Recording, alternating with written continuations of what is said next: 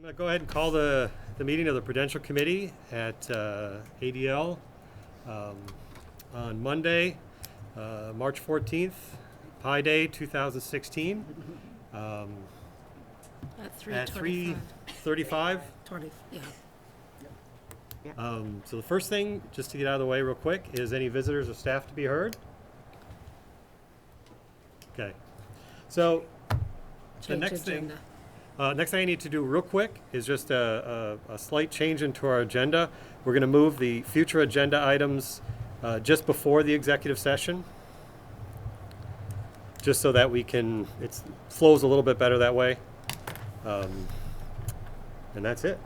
So the next thing I would like to do is take a couple moments while you're all gathered here to recognize Principal Singer, who gave us her retirement letter earlier this year. And, you know, we hemmed and hawed, and eventually we accepted it. Because knowing that then we would have to find someone to replace her.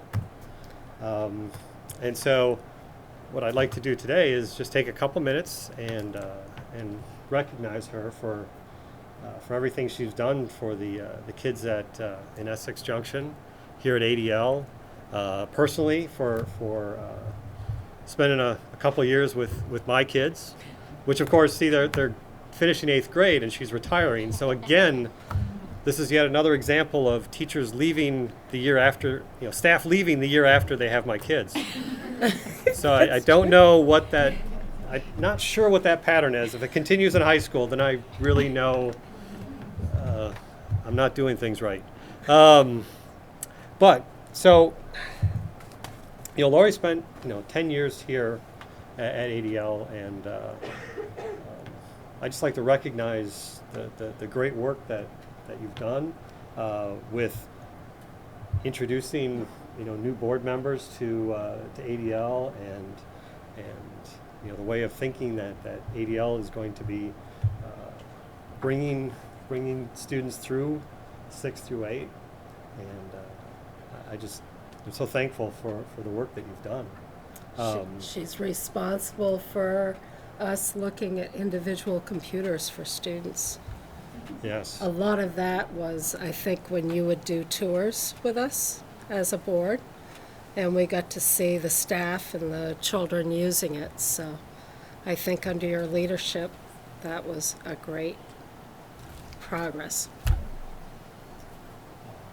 So what we have is a couple of gifts and a card from the board. So I'd like to present this to you. There's some items just to be unwrapped. Okay. That perhaps maybe this would be a good time just to take a moment and unwrap those in front of everyone. It's like a shower. Right. And then we also are going to have some cake to share with everyone.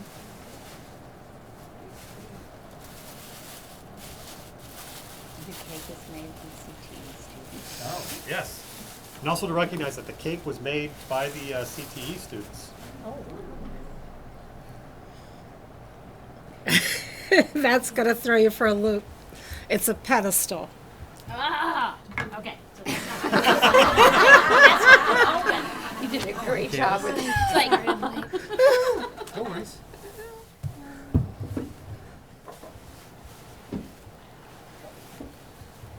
beautiful. Thank you.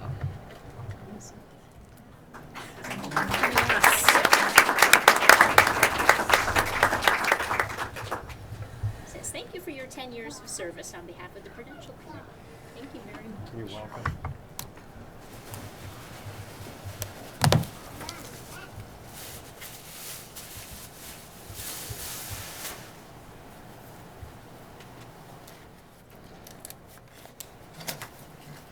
If you guys, you can chip in or not.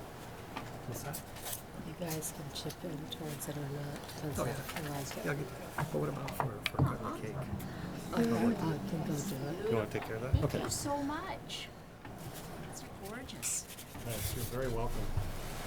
Thank you so much. I just appreciate the support of the board. This is trying to think. The only person that's still on the board that was here when I very first started was Marla. And Marla came off the board and then came back on the board. So I've gotten. And I was on the board when you were assistant principal at That's right, when I ADL, was- and you did a when I lot of was at the committee high school, work. Right.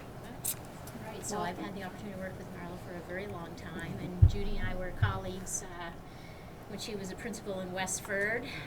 So I feel very fortunate to have worked with the Prudential Committee. They've been incredibly supportive towards us, towards ADL, for the things that we were working on over the years, and we wouldn't be where we are without the support of you all behind us. And even sometimes when things didn't go quite as quickly as I think the board would have liked, that you were responsive about listening and giving us the time that we needed to get the work done that we needed to do. So thank you from the bottom of my heart that this is an experience that I have valued and will remember and take with me forever. So thank you You're very very much. welcome. Thank you, Michael. Thank you.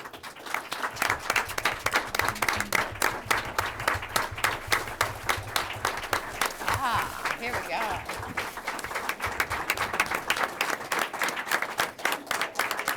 Standing up. Thank you. Lori, there's a gift inside the card, too. Okay, so look at that now or later? It's up to you. Okay, I'll wait.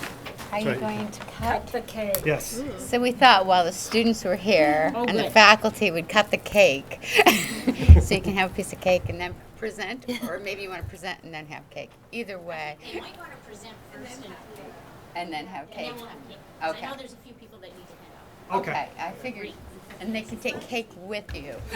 Yes. Whatever works best for those folks. So we want to introduce to you just one example of the amazing things that are happening at ADL, but we really have been working hard around developing our capacity to integrate STEAM into our curriculum here at ADL, especially in anticipation of what the students have as an opportunity at the high school to build on that. So this is one example, but Tina Logan, our fantastic art teacher, Kathleen Legg, who is one of our outstanding members of Team Nova, and they worked together and collaborated on a STEAM project, but it also coincided with the Festival of Lights program that happened in the fall as well. So I'm going to turn it over to them.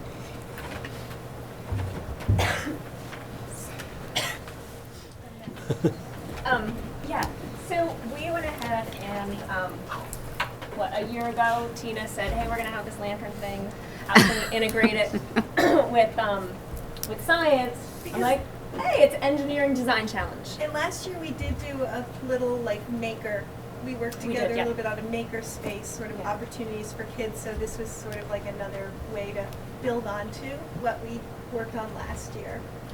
And so if you'll see at the picture, we have straws. That is not what the lanterns were made out of, but I'm gonna come back to that in a second. So the engineering design standards, 2 practices, developing and using models and constructing explanations and designing solutions.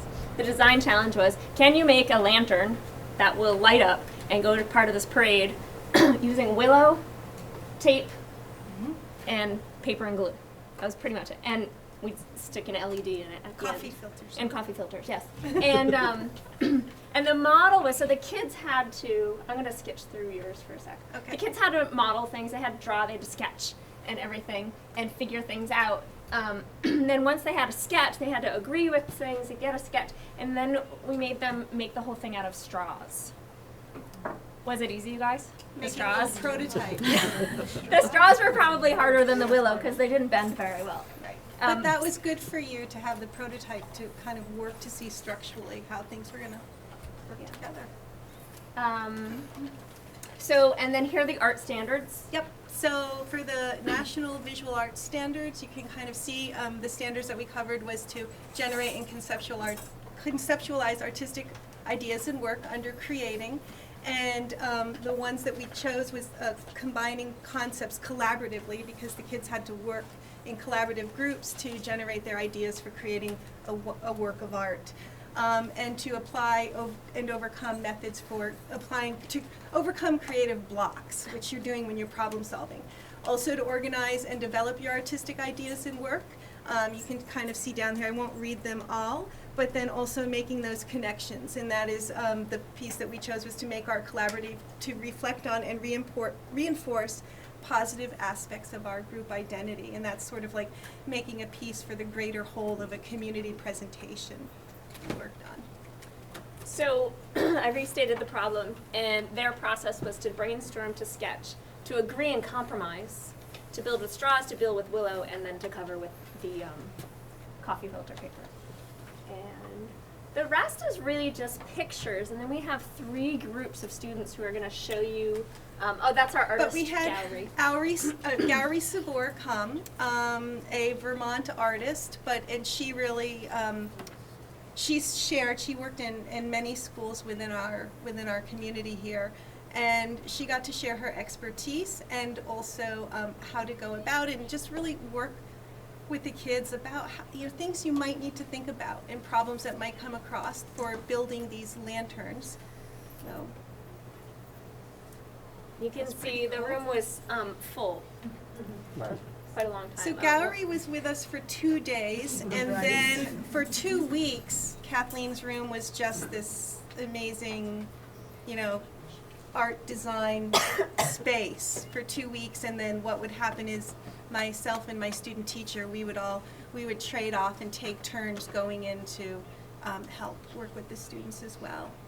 So we're going to start off with 2 young men who made this awesome astronaut. Come on up, you guys. So this is Holden and Matt, and I'm going to hold their little man. And they were going to talk about their design process. So, we first made this box out of willow and wooden stick shaped thing. Then we made the body, the head, the arms, and the legs out of willow.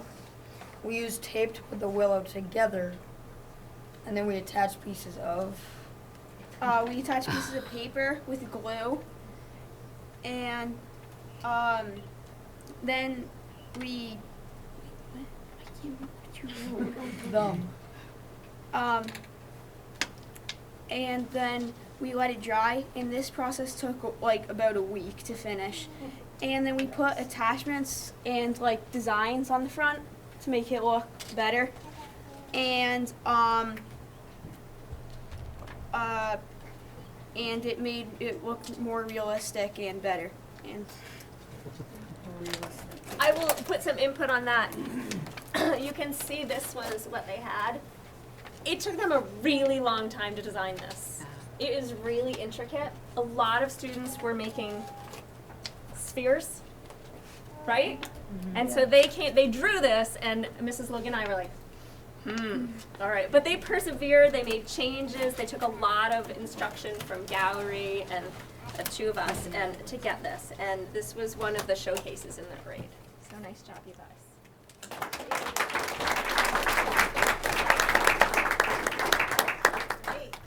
And then We had Hung up 2 girls. groups. in this we love have it through the Shuma, and process. Sophie, and Gloria, and Allie. Here you go, girls. Hold your lovely shooting star. Okay, so originally starting the project, we were 2 separate groups, and we were both planning to do just a pretty basic 2-dimensional star shape. So it wasn't going to be that complex, it was going to be a basic star. But then we decided that since both of our groups were doing the same thing, we'd come together and join them. yeah, and so Gowrie kind of helped us come up with the idea of a shooting star because we already had the basic shape of a star.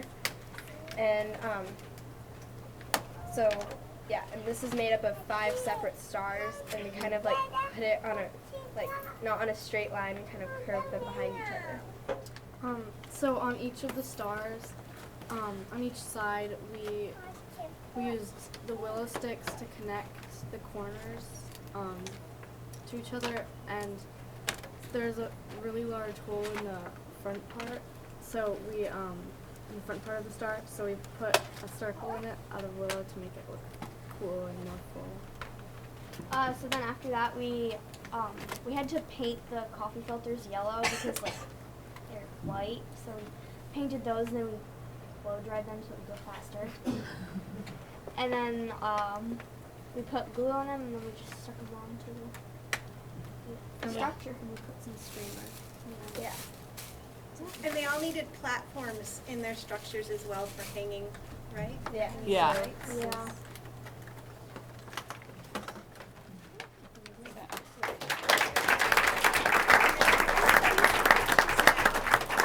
The process and some of the other projects. Yeah, so these are just some of the other projects before the parade. This is the day of the parade. Not everyone built the things that they paraded with. And there you can see their shooting star. Oh, see, Yes. I was holding the shooting star and it broke in the middle of walking. These are girls who were able to, who also participated in the whole lantern building, and then they were also at our parade night. So they're going to share their perspective of being at that community event.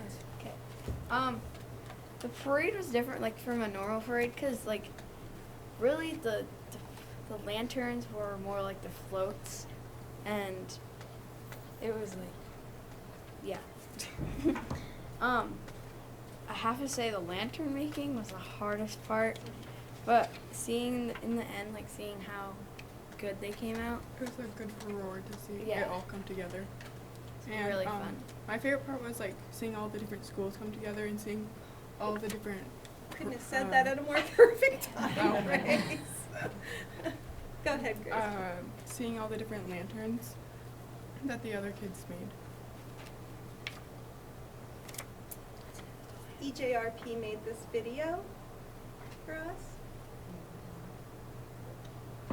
They, EJRP donated and made all of the cocoa. We had close to 3,000 people in attendance. It was 8 degrees that night. It was cold. It didn't stop Yeah. us. There was a big, huge bonfire. We had a fire hoop dancer. People could get warm in the cafeteria. How or many cookies? In the school. CTE made our cookies, and I'm going to guess about 3,000 cookies. We even had extra, so even maybe more, because I couldn't believe that there were some extras at the end of the night. It was pretty awesome. Yeah. Very fun. We had the fire department volunteered their time to help us with roadblocks, and the police department, Essex Police, the Public Works Department. We had local businesses who also donated, gave us grant money, as well as Vermont Arts Council to help with all of this. And we had our support of our administrators as well, all of our administrators, to pull this off. So thanks, it's pretty awesome.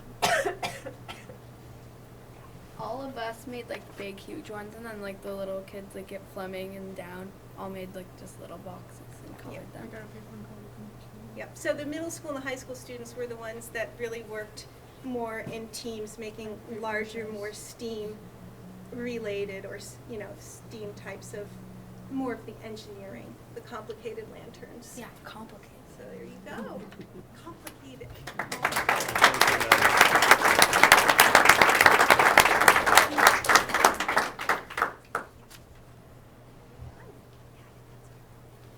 Yes, question? Sure, go ahead. Got some questions? Just, great work by everybody. It's really nice to see. What did you learn from doing the prototypes? From kind of going from prototypes to your actual finished product? Was there anything you learned, or where did you find what you envisioned in your prototype isn't what turned out in your final product? Oh. I think that we kind of, by using the prototypes, we can kind of get a feel for like what we needed to make a strong design and how we need to have like internal structure to the projects. And so sometimes if the straw prototypes didn't work very well, we needed to keep working on them until they had more structure.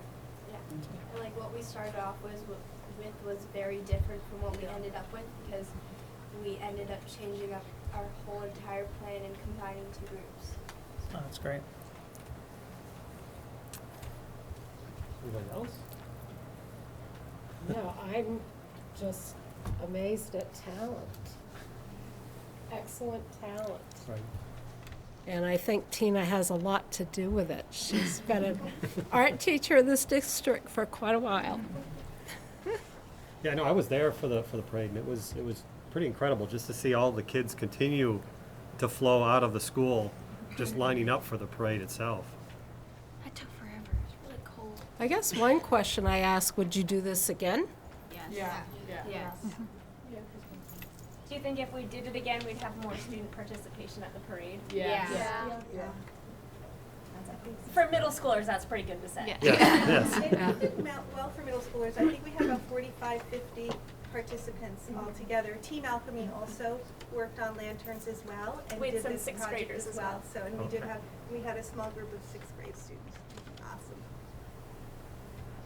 Well, thank you all for coming today. Yeah, great Yes, presentation. thanks. Great Great job. work. So there's cake over here? Yep. The cake over Yeah. here. Excuse me. Bet there'll be cake.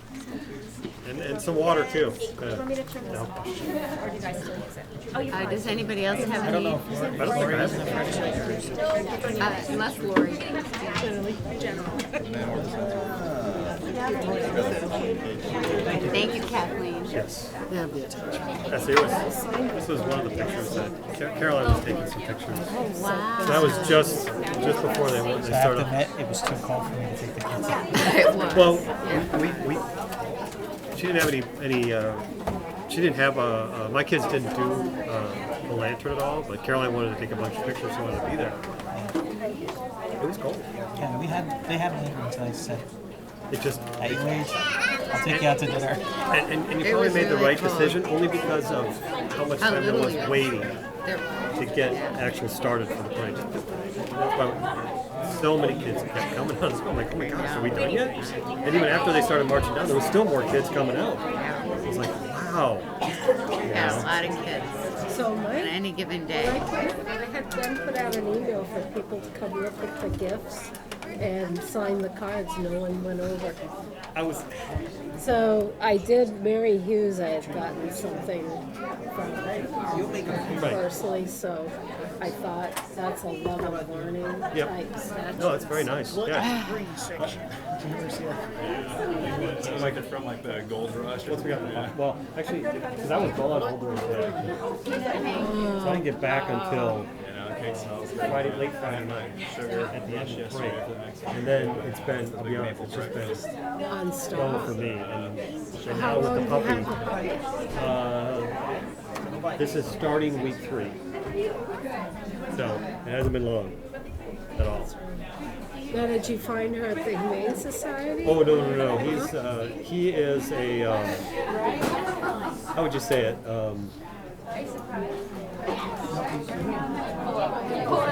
No, so he's bred specifically to be hypoallergenic and so here, I'll show Judy. This is so beautiful. Isn't that cute? God, I love it. I loved watching her try to open that because I did the same thing. I didn't realize it was a stand. So here's my new addition. Oh my gosh. Yes, How he's 12 weeks right Let's now. grab any cake. kind. He is an Aussie Doodle.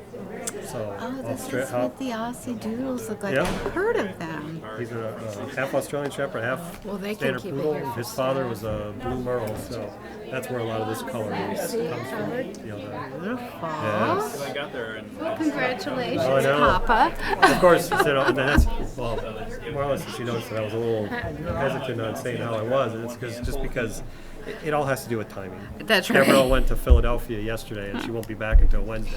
Good old Philly. That's So, through the busy traffic. you know, of I've got, school you know, board work, that's the easy part, in all honesty.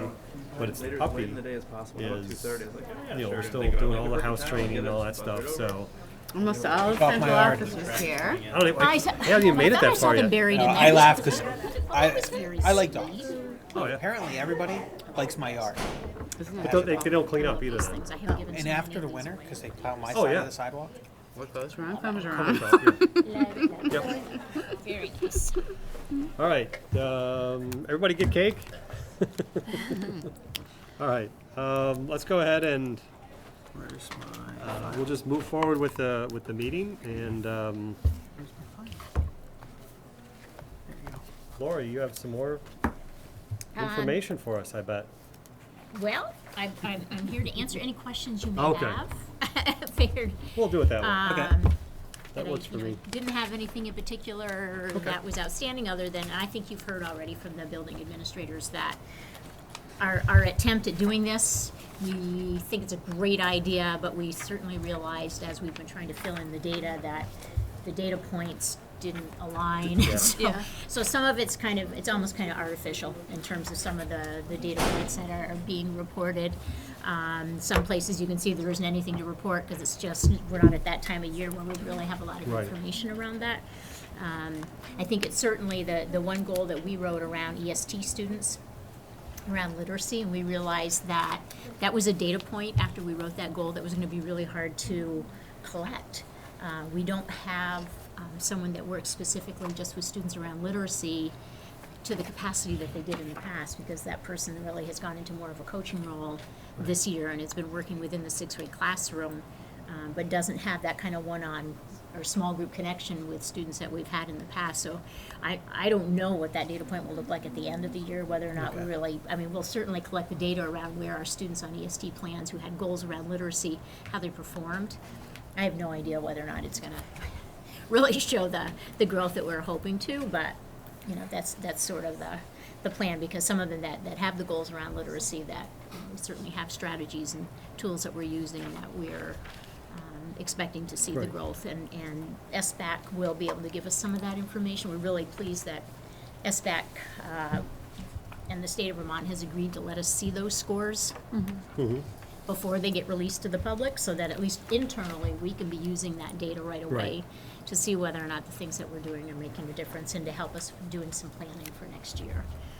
So we're looking forward to having that SBAC data come back to us afterwards. So that's sort of the data pieces. Right. I did want to share with you in the climate section, you may have noticed that we've not had the reduction in discipline referrals that we were reaching for when we set the goal last year, or this fall. It's been a rough stretch.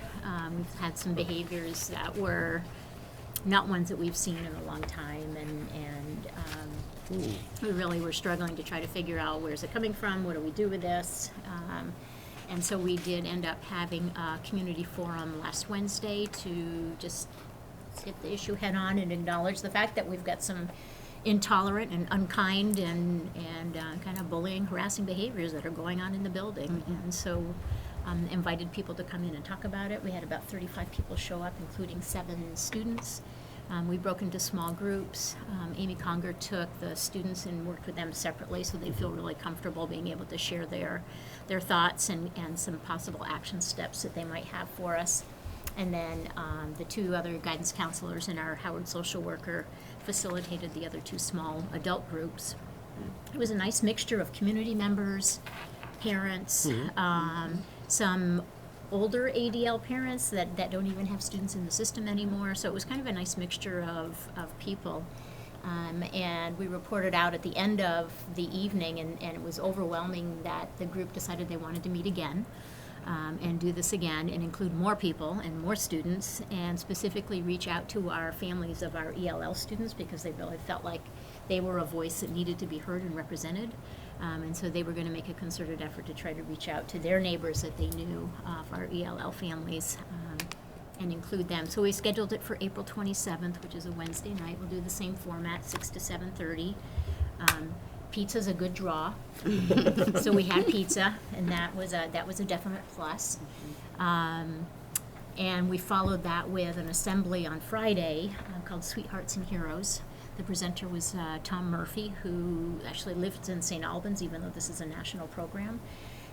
And it was extremely well received by the students. The students sat there for an hour and a half, totally engaged. It was just a nice mixture of fantastic messages about how you can be a hero as a bystander. Included the students coming down on the floor and getting them involved in the presentation in some real interesting ways. And also brought with him a fellow who was a veteran of the war in Afghanistan who was in a tank when it ran over an IUD, and basically had his face had melted, his hands had melted, and he was there with his service dog and talked to the kids, and it was so powerful. And the kids were just entranced with the message and the fact that he was there telling them about hope and how you can never lose hope, and how it was just a very small thing that got him back on track when he was feeling hopeless enough to really not want to be around anymore. And it was a very small thing that a very young child did, a 5-year-old did, that made him flip the switch back to having hope again in his life. And it was a message that definitely resonated with the kids. Some of the classroom teachers did some follow-up right away. Students were definitely impacted. We had students in the guidance office. It definitely raised some issues for some students, some emotional issues, both for kids who had either been treated badly by other kids or who were on the other end and had treated other kids badly. And so it really, it made some kids really stand up and want to talk more about it. And so we just talked in the half an hour before we met with you all about some follow-up activities that we'd like to be able to do. And this coming from the kids are telling us what they want to do next with this. So we're hopeful that things will be on an upswing. Definitely the pace in the office has slowed way down from where it was before February break. So I don't know, I'm sure the February break was a little bit of a reset button, but it also was, I think, the work of the adults in the building to try to really address the behaviors, acknowledge them, and really work with the students to ask them, what do we need to do to fix this? Right. Because this is not what when we think of ADL and our students, this is not what we think about. This isn't how we act. So we're anticipating a better number for you between March and June in terms of office referrals. But one of the data points that I did want to point out was the reduction of nurses' visits, 20% reduction in nurses' visits, and part of that was Ms. Lauren's goal to be actively collecting the data around who visits, when do they visit, and then meeting with individual teams to talk about students specifically, about why are they coming down, when are they coming down. Some of the teachers didn't even know that's when they were coming down because they were saying they were going somewhere else, and then they just would be gone for a long time and wouldn't really know exactly where they were. So that has improved the numbers of students coming through the office for reasons that really aren't reasons that they needed to be at the nurse's office. So we're happy to see that number start turning itself around.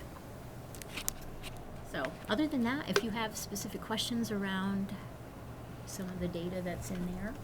Yeah, I didn't attend the bullying and session, but I know both my kids had very positive reactions to what they saw and heard that day. So that was, and they even came home and talked about, what they had seen and heard. So it was great. And we got a great package deal. Essex Rotary was a corporate sponsor for us and kicked in a third of the cost, which was huge. And then they went. Tom went over to Fleming in the afternoon and spent time and did an assembly over there. But he also spent 2 hours here, an hour with 7th and 8th graders as a follow-up, and an hour with 6th graders. And the kids were there. There must have been 40 kids in this. For the 7th and 8th graders, and we had to turn kids away. I easily could have had 75 of our kids that wanted to spend more time with him, and not just to get out of class. It was, they really wanted to talk to him and hear about him, and they wanted him to hear their stories. We had several kids that went up to him and said, I have got to tell you my story. So it was really powerful. Yeah, great. Yeah. I think it's a strong message, too, when leadership brings it forward to the community and invites their input into the resolution. And I was impressed that night to see so many parents that didn't have children here any longer really want to be part of the solution and focused on the positive assets and strengths within our community, and talked about how to continue to build those. And when they asked for a follow-up, it was really exciting. So I think it's a strong message that if we're proactive and confront, the results that Lori saw were a result of her actions towards a positive outcome in the end. And the assembly was a great way for that bystander to get some education about how to respond. I think I was really impressed with some people's comments about just simple kindness. And sometimes you just forget things like opening doors or saying please or thank you. And then sometimes it's those little tiny things that you never know how that's going to impact somebody. And she handed out a postcard called the not butterfly effect, destiny. What was? Well, it's the ripple effect. The ripple effect. Right. The ripple effect. And it had a strong message about little acts of kindness go a long way. And, you know, I think if we continue that positive messaging, we can see, and she already is seeing some turnaround, so it's great. Yeah, and I have to give a pat on the back to my guidance counselors, Nicole Williams and Jess Labreezy, and assistant principal Amy Conger, because they're the ones that made up that card, but they were really instrumental in just thinking about what was going to be the best way to put together this forum, so it really was something that people could walk away and feel good about, and just the fact that people were to the point where they wanted to do another one, that was their first action step. Yeah. But that's not a bad That's result. big. Now, is there any thought from the assembly, you said the assembly went over so well, of maybe making that a regular occurrence to occur early in the year? When the students are first coming back, you know, kind of in those first few months? I think I it definitely, realize you won't be here to do right, that, right, but I right. mean, Well, I just think, as a standard. yeah, I think what it brought up and what we talked about as a staff before we came in here was that it's clear that this is the kind of message that we need to keep alive all the time, that we need to be thinking about what that's going to look like. And so we talked about a couple of follow-up activities that we'll be doing in homerooms and then as a whole school. And then I'm sure the conversation will come around to how we want to approach that in the fall to keep that message going. And Tom sent posters with his messages, with his ABCs and HOPE, the acronym for the HOPE that he has, and so we'll expand those and laminate them, put those all up in the building too. But the kids really, they thought about it all weekend. One of the kids that was able to do an activity, he was really trying to talk about, Tom was trying to talk about how the original word bully meant it was your sweetheart back in the 16th century, and that's why he calls the assembly Sweethearts and Heroes. A bully was your sweetheart. And then the next rendition of the word was to bully somebody meant you were sort of badgering and encouraging them to keep trying to do the best job that they could do, and that's what the word bully meant, and morphed into the definition now that we have of bullying. So he had a student that he came down and said, you know, how hard do you think you can jump up on the wall? Had the student put his hand in something that made a mark, and we've got that big blackboard paint that's in the gym, and really egg the kid on to, you know, how high can you do it? Are you going to do your best? You're going to do your best? You're going to do your best? And yes. And the student went up, and he went really high. And he came back down, and the first thing Tom said was, "You lied to me. You told me this was the best you could do, and that you jumped as high as you possibly could. You lied to me." It just really started to really get after him around, don't you think you could jump higher? Until finally the student says, yeah, I think I can. And he says, well, to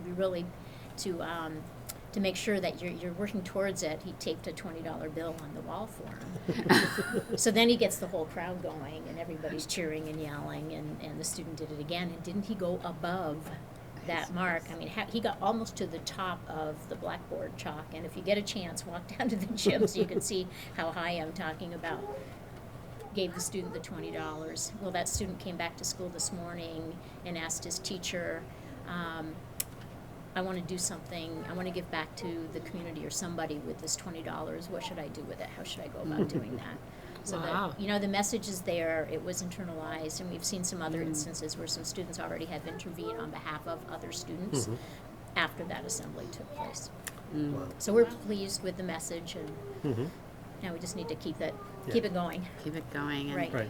one of the things as a leadership team we've been talking about is restorative justice as a practice and a model. So I think that, there'll be further conversation about how we respond to inappropriate behavior and helping students understand what harm may have been caused and then what to do to repair that harm versus some of the traditional punitive things that we do. Trying to make that a learning experience. And So. we're piloting that here right now at ADL, using some restorative circles and practices, and it's been incredibly powerful. We're very pleased with the results that we're seeing so far. You know what I find difficult is, as teachers, as an educational community, you can be doing everything you can to help the students and solve bullying, and then you're in a grocery store, you're out shopping, and you hear how a parent talks to their child. So it's like, we're learning this, we know the damage it does, but who's teaching those parents how to parent? And that their words are wrong. You know, it's like, how in the community do we start getting to that? Right, and that's part of what we talked about at the community forum, was just really thinking about, you know, your impact and your role as an individual in your workplace, and then as a community member. And so we're trying to really think about action steps in all three of those areas. Well, thank you for coming today. Sure, and and thank you for sharing honoring that. me. Oh, I you're feel very very, welcome. very touched. Thank you so Yes. much. I appreciate it. I did not see this coming. Thank you. You're very welcome. It can be secretive sometimes. You can. Yes, It's pretty yes. impressive. We do our best. Thank you so much. All right. No, I certainly deserve. There were a lot of central office folks here and other leaders in the district, and you know, it's always hard to say goodbye to a tenured colleague. So I think this is just the beginning of how this is going to feel. You did a lot of Wonderful celebrating. for you. Yes, Yes. Yeah, something to celebrate. A career that's certainly worth emulating. So. Thank you. Yes, thank you. So you don't have to stay, but if you'd like to stay, you're more than welcome to All stay. right. There's more cake. It's on the agenda. There's more cake and water. We're going to talk about a natural playground and annual meeting preparation. probably You have to see the piece of cake I cut out for Lori. That I giant one cut that's that on it. huge piece up there, it's all the roses. Take a Well, piece thank home you. for your Nice. husband. Thank you. I also have, guys, there's fruit, there's cheese and crackers, and a little bit of sweet stuff over there, and some waters, so help yourself. Thank you All right. so Thank much. you. Thank you, Lori. guys. Thank you, Lori.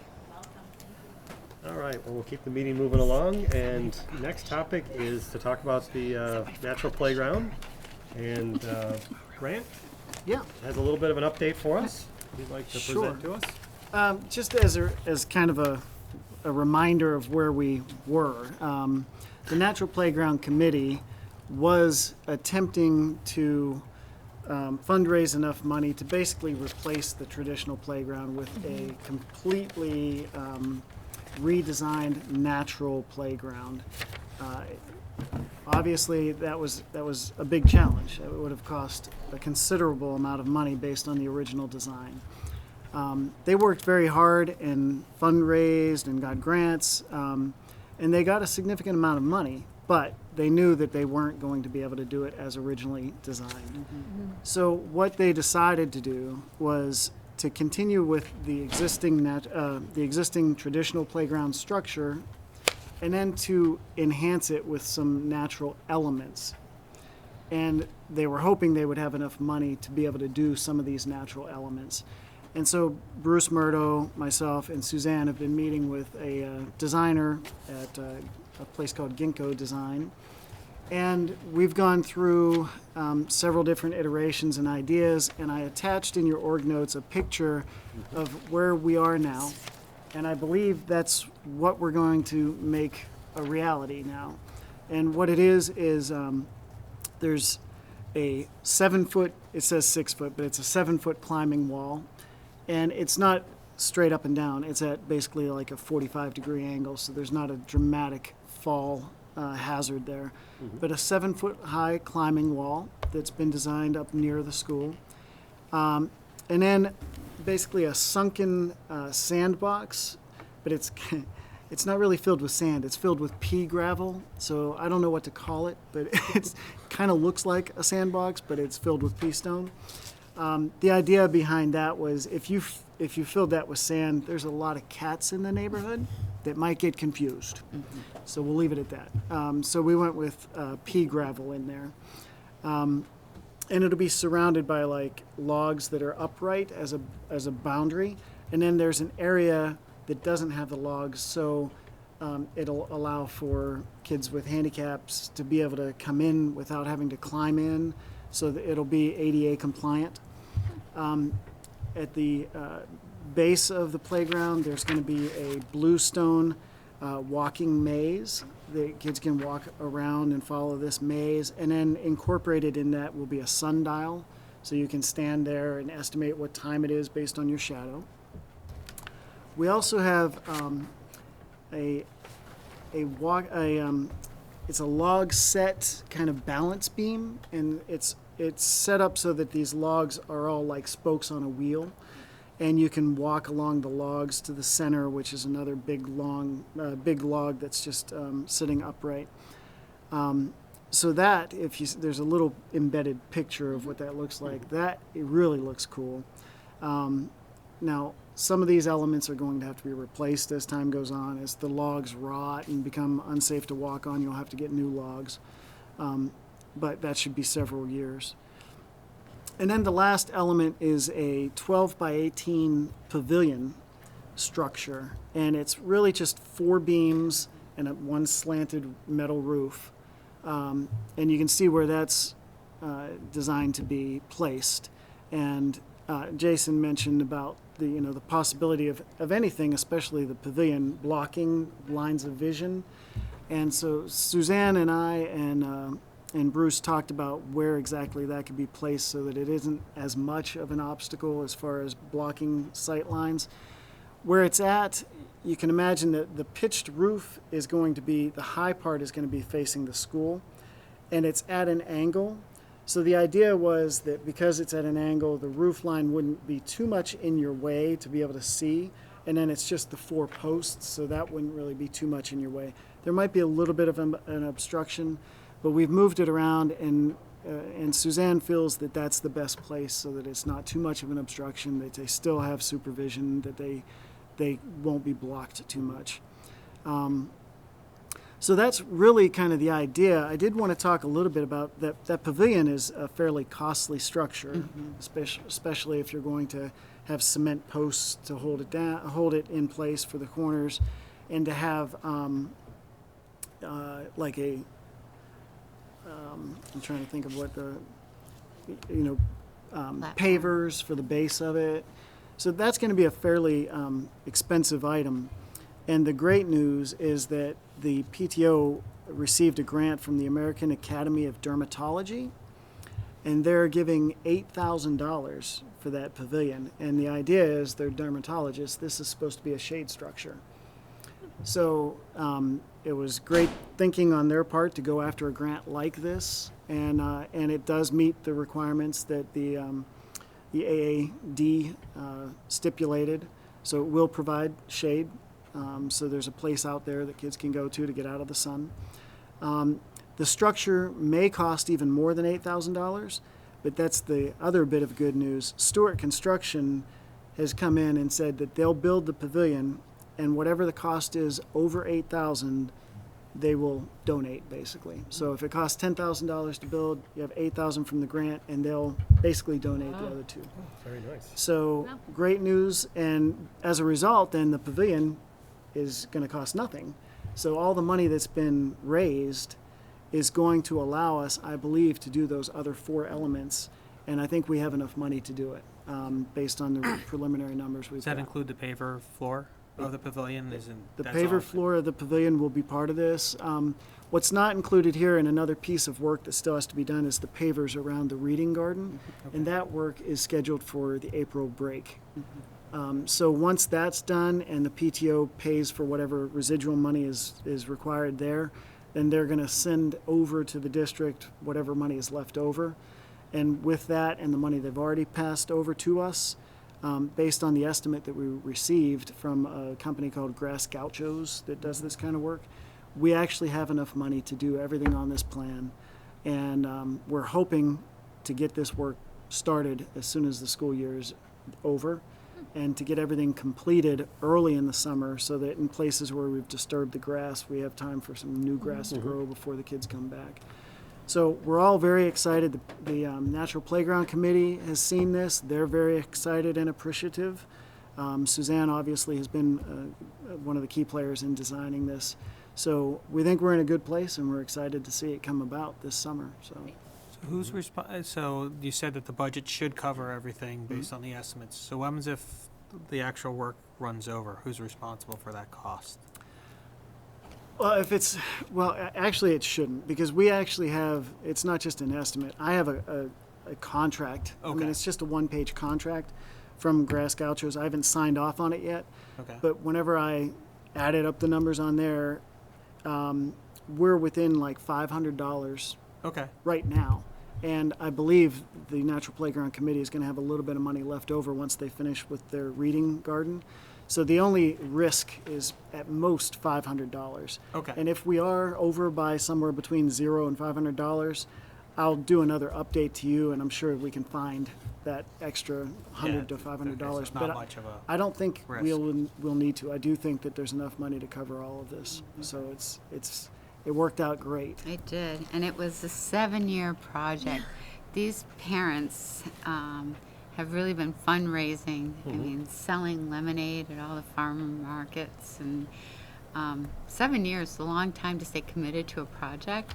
So the fact that they could all come together and find a way, and I was thrilled to see. I mean, if you've ever been on the Summit Playground, there is absolutely no shade. Yeah. There's no way you can get out of the sun when you're there. So to see a shade come in for that playground, and the commitment of a small group of individuals that never gave up, and they were able to change their kind of expansive view, that big dream in the beginning, but in the end felt really pleased and excited about how it's turned out. And so it's exciting to see when people stay committed to something, and certainly Grant and Bruce stepping in and supporting that parent group made all the difference in the world. So the team effort was extraordinary, and I can't wait to see the work begin. It's going to be like July 1st that we're going to... Yeah, it may even be a little earlier than that. Yeah, it's kind of an early... Oh, and Jason did bring up another point, too, that I forgot to mention, is that if you notice, all these structures are very close to the existing playground. And the reason why was we didn't want to encroach on that open space that the PE teacher uses for, kickball or whatever. That space is still nice and open, and we didn't encroach on that space. Everything is pretty much up close to the existing playground structure. So...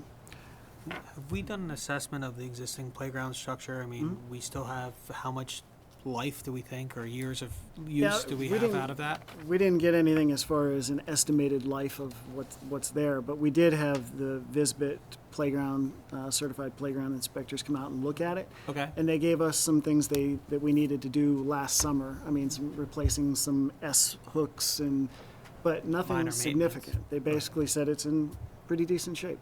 That's And good. how frequently do you have VSBIT come out and inspect? It's not on a regular basis, but since we've become part of VSBIT with the multi-line program, it's something that I think we should take advantage of at least every few years. Maybe we can cycle through from playground to playground and do one every year. Yeah, just to make sure that if there's any little things, maintenance activities we have to do, we have that independent view. That's good. Yeah. So thank you so that's much, it. Grant. Thank you.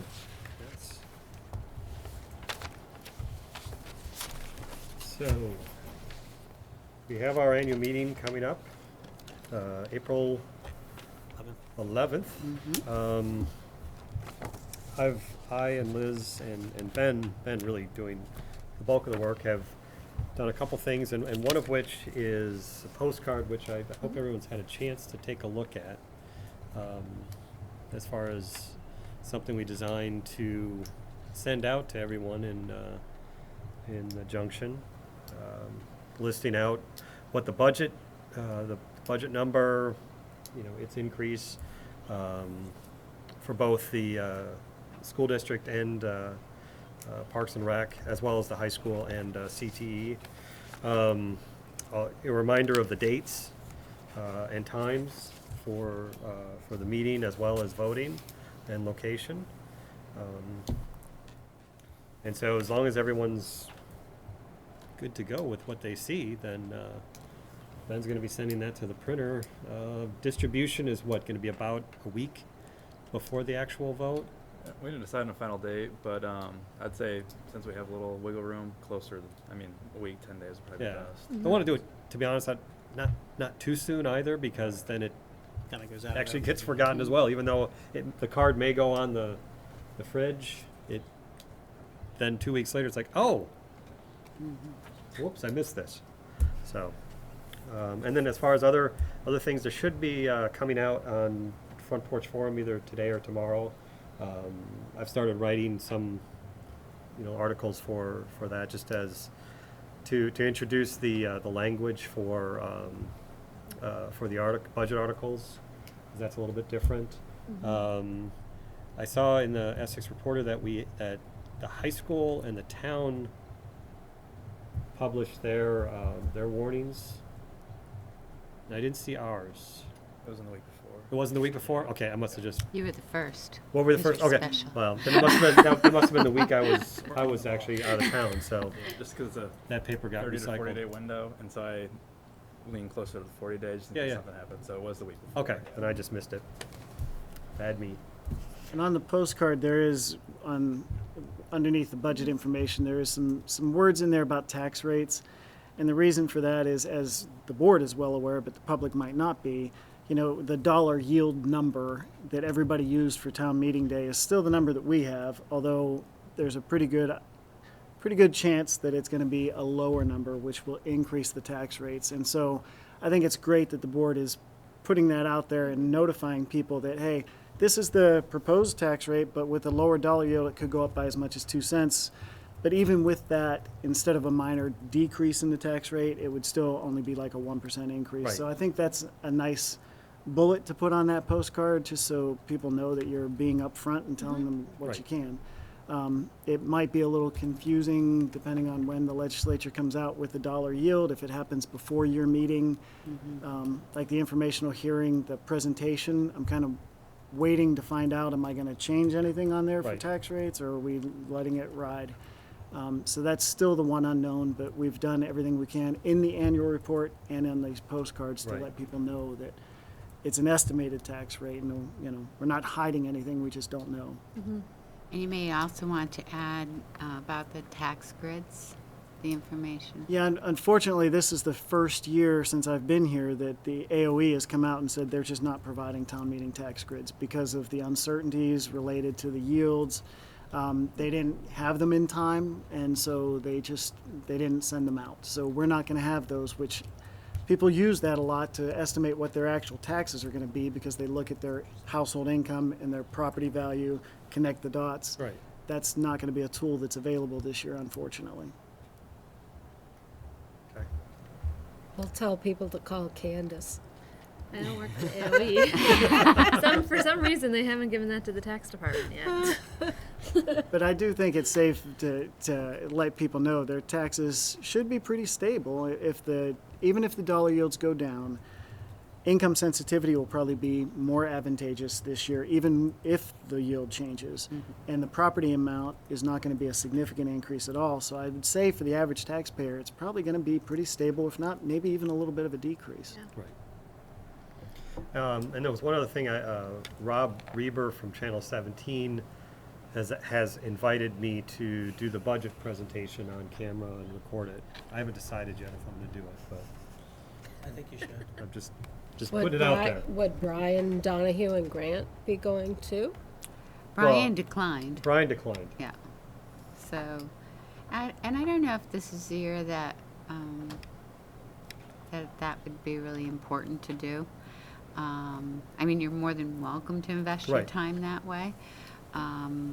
But I think that for the most part, budgets have been successfully passing, and I think the new language in some ways may have reassured our community taxpayers, and also think that our budget's going down. So, it's not like you're asking people to try to understand a huge hike in their Right. taxes. So with all those elements, I think that I'm never going to say it'll be easy, but I'll say I'm feeling more like a positive trending with school budgets across the state right now, and this is a very responsible budget. Right. And it wouldn't, to be honest, it wouldn't be that much of a difference other than my voice versus Grant's voice that when he presented the budget to us at Summit. Right. So that's just a factor, something to consider.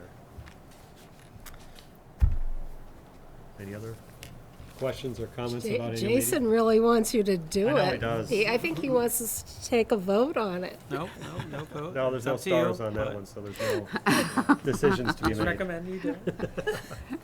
So speaking of that presentation, that's pretty much the same presentation that I'll be handing over to you for the informational hearing. So once again, another bite at the apple. If somebody looks at that presentation from Summit Street School when we did it, if there's changes or tweaks that you think would make sense, if you could just run them through Michael, and then whenever the time comes, he and I will be communicating on what that presentation will look like for April 11th. And right now, the only thing I can think that might change is if we do in fact get The a actual- formal dollar yield that's different, and then the tax charts might change a little bit. Yep. Just a suggestion with the new Unified Union School Board. We're going to be holding a meeting May 4th. Okay. Because we have to legally do an annual meeting. right. So we picked, the public that night picked May 4th. So you might want to mention, or if you're doing anything with the Essex Reporter, I don't want to see people get confused between that. And also, I think we'll still have an annual meeting next year, even though we're not doing a budget for the PC, because we'll still be in operation. Well, I think technically we'll have to Have to. because of, Legally have to. for one, positions Yeah. will terminate next April that will need to be reelected Yep. to be able to continue even through June 30th, I guess, how all that works. So it would be an even shorter annual meeting. Do we know, speaking of that we had candidates for the two Well, open positions? I got my You got yours petition in. in. I don't know, If I'll be anybody honest, for I don't the know if other anybody position. put one in. I don't Yeah. think Tim was able to get one in. Okay. We haven't That's- heard that's if as far there's as I know. anybody else. No, I haven't heard anything yet. But that's something I'm gonna add to my stuff I'm putting out on the Front Porch Forum. If he wasn't able to because he was out of time or something like that, there may be some encouragement for him to have a write-in. Right, exactly. So offer it up to anyone who was interested to be a write-in candidate. Yep. And I would just remind them of what they need. They need a minimum of 30 votes. Correct. As a write-in. Yes. So I got 30 33 signatures. last year. Yeah. Well, 30 signatures for the, yes. Petition. For the petition, but that's But too you late. need- But also And for then the- 30 yeah. votes So But you now need- it's 30 you need votes. 30 votes, Yep. write-in votes. Yep. All right. with your name spelled correctly. I think for the, Really close. I think for the Roughly public the candidate's information name too, correctly. we should make it clear why we're really encouraging past these board members to continue running, is because we're going to be closing out Right. the school district, and the superintendents of the town of Essex and the CCSU are going to be so busy getting the Unified Union School District up and running. So,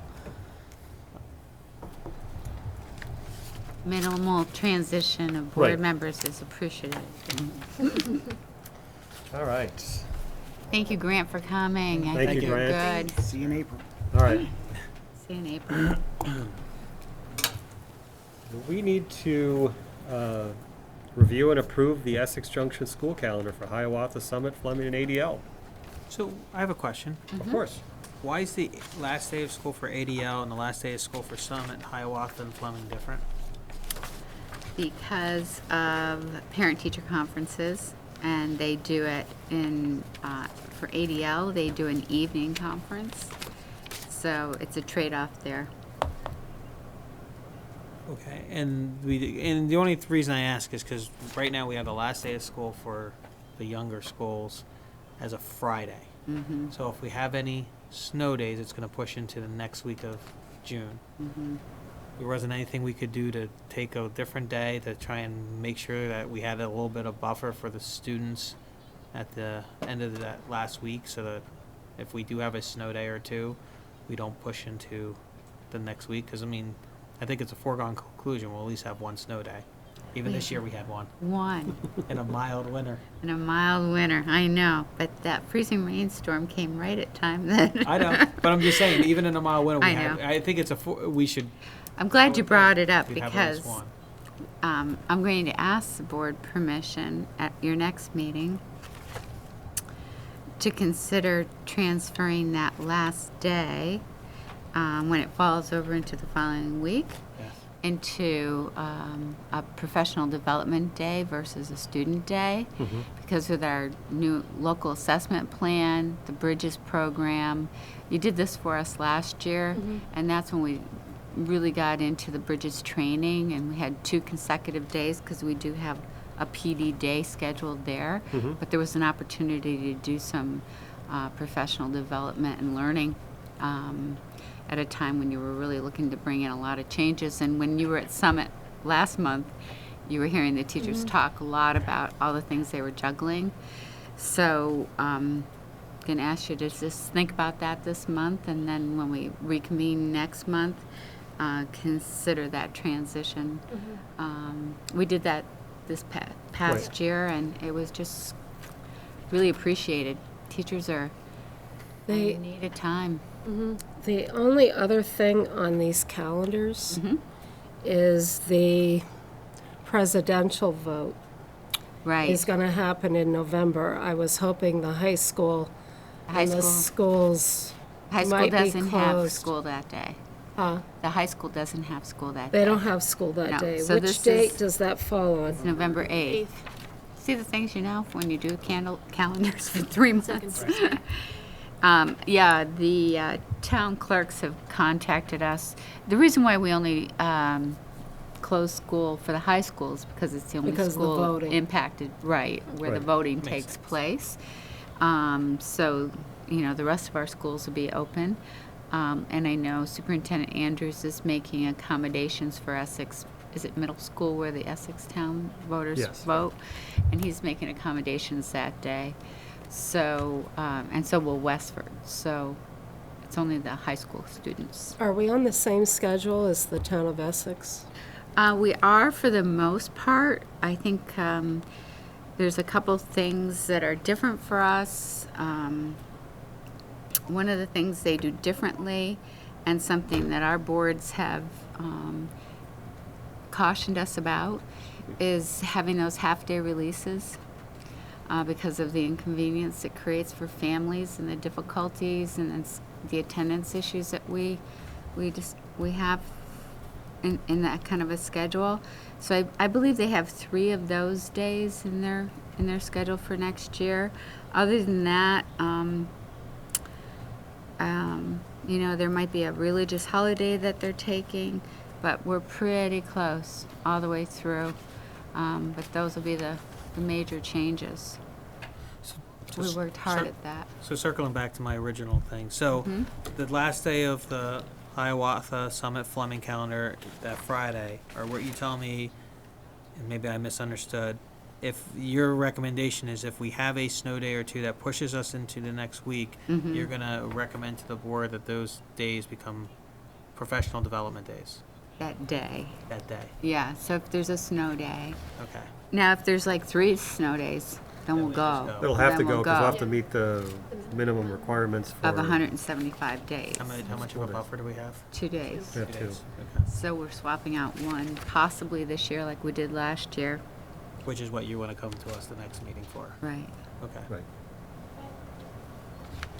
Okay. We did make a special attempt at trying to keep our blocks of time. I think the major change you'll see in this calendar, and it's just because of the way town meeting fell this year, or this next year, is typically we have that last full week of February off, but this year because of town meeting falling on Wednesday the 1st, February vacation is like a whole week later. So that's the only major change that you see there. I mean, I should say the 7th. Yeah, I Right, was the gonna say seventh. the Yeah. 7th. So Earliest. it did Yeah. postpone that considerably. So I'm hoping for a good winter again on those dates. But everything else there's not very much difference because we know how much people are concerned about any changes in calendars. But we kept things blocked as much as possible for full week opportunities for camps for students. And actually, EJRP has been doing a great job of offering opportunities when we're not in school for kids. So if not, any Okay. other questions? No? So, if there are any other questions, then I make a motion that we approve the 2016-17 Essex Junction School Calendar. Second. Second by Kansas. It's okay. Candace? Happens. Any other discussion? Hearing none. All those in favor, say aye. Aye. Motion passes 4-0. Okay, moving on to the consent agenda, which includes approving warrants, meeting minutes of 2/8 and 2/16, 2016, recommendation for a professional appointment, leaves of absences, and reduction in force.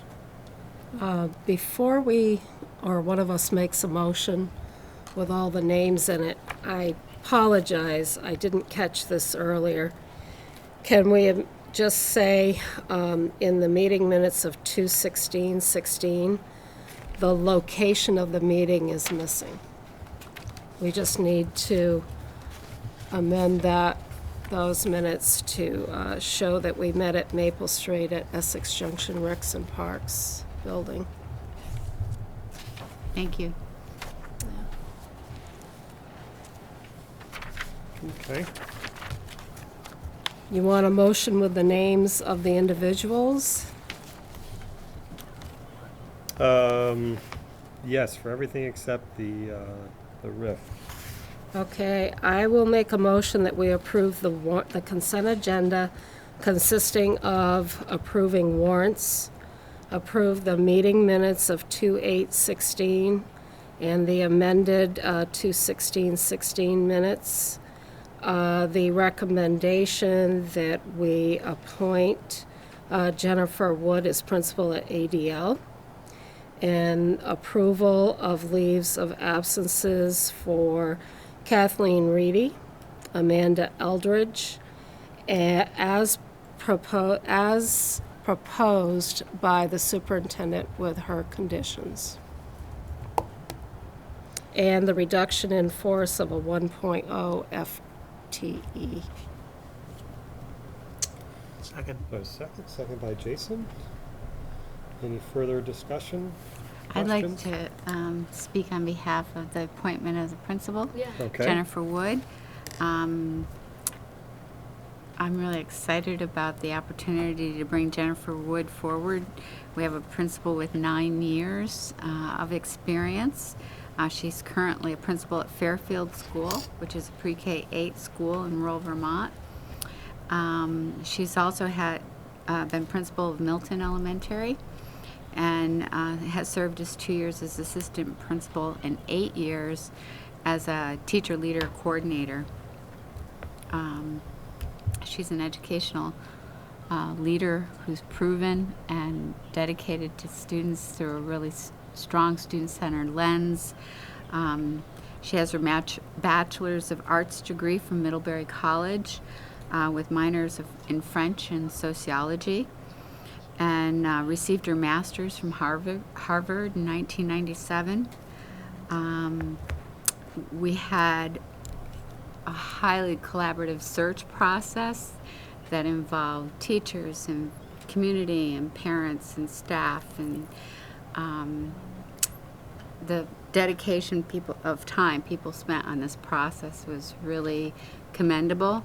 We had 2 finalists that was so difficult at the end, very worthy, and I really think the reputation of ADL and the reputation of Essex Junction schools allowed us to attract some highly qualified candidates to the position, And as difficult as it will be, I remember 10 years ago bringing Lori Singer to you as a recommendation, and I feel equally confident bringing Jennifer Wood forward. So I just wanted to take a moment to speak on behalf of her candidacy, and how thrilled I am with offering her as a candidate for your recommendation.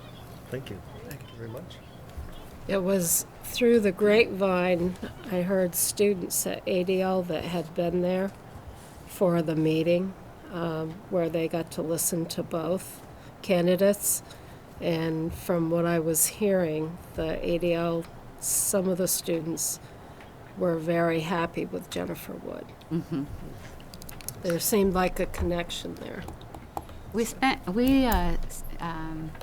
did some site interviews and went to the schools of each of the candidates, and our kids were just phenomenal that we brought with us. Mm-hmm. And afterwards, you know, you kind of feel like you're imposing because you're taking people's time. But in the end, they thanked us, and the students there said we'd hope to be able to have our voices as part of a process. Yeah. And since then, those students really came forward with their recommendations to the committee. So student voice was a real powerful input in my decision making. Actually, it was very helpful, as well as faculty, staff, and administration. So it was pretty grueling, but in the end, I think in the end, not only do we know it's a good fit for us, but the candidate knows it's a good fit for them too. That's great. Because they've met all the different stakeholder groups, and the thing in the end that's most important is people then really commit to the support of that new person during that time of transition. Mm-hmm. So I'm excited. We're building our schedule of transition times, and if you'd like, at either your reorganization meeting or a meeting after that, I'd love to have an opportunity to personally introduce her and bring her to the board so that you'd have an opportunity. So I'll work with Michael around a date to do that. Okay. Okay, any other questions or comments for the consent agenda? Okay. All those in favor, please say aye. Aye. Aye. Motion passes 4-0. All right, next up is, real quick, is there anything beyond continuing with putting out budget information prior to the annual meeting? Is there anything else from this particular meeting or otherwise that we would like to put out in community communications? For example, the approval of Jennifer as the principal. Mm-hmm. Yes. Probably going to do that, and I assume you're going to publish the calendar. Yes, the calendar will be published, and we've written a press release for Jennifer. That'll Okay. be in the Essex Reporter this week, and if you wanted to follow it up with little bits as a front porch forum or... Okay, yep. But I think both of those would be important, and we can link the calendar because parents are eager to Yes. figure Right. out when they're going to make their plans around school so that their students don't miss any school. So let's get that calendar out there. Wonderful. All right, anything else along those lines? Well, I Right. think you've got it. Then future agenda items. So next meeting is the annual meeting. Mm-hmm. And that's, we go first, so we present at 6:30. I don't anticipate any huge issues with that. Think we'll have more than the 8 people we had last year? We'll have less. And we are doing it in the auditorium, for sure, or Yes. not? I'll bring 2. Auditorium. Okay, so we'll be on the auditorium this time. So we'll rope off, and so just everybody has to sit in those first two rows. Yeah. Because we'll be That sitting leaves out room front for just in what, front of the 20 people? Yeah. But then the next meeting after that will be, I think we meet that Thursday Reorg. of that, yes, of that week. I will not be there. Okay. That's a reorg. I will be in Florida. So Okay. I will just let you know I will not be at the reorg meeting. So Jason won't be there, so we'll make sure that Jason gets Nominated as nominated chair. So anyway, so that's the next meeting. We'll be the reorg, and there may be a couple other items, I'm not sure, but definitely reorg will be the focus of that particular meeting. Okay? Well, then I'm gonna wait and invite Jennifer maybe in May. Yeah, if that's, I didn't realize, yeah. if Do we that's have a May meeting? May 9th. Yes, May 9th. May 9th? Okay. You'll be that. Yeah, that'd at be that. And is that, are we holding that meeting at EJRP? Or are we doing it, I think The so, May right? 9th meeting I is. think that's where it is. Yeah, I gotta double check. At Maple Street? I think the next two are. Yeah, I think so. Okay, perfect. All right, any other agenda items for the future folks have? All right, then I make a motion that we move into executive session for a personnel matter. I'll second. Second by Mark. All those in favor? At what time? Oh, 4:55. right now. 4:55. 4:55. Right now. All those in favor say aye. Aye. Aye. Okay, we are now in executive session.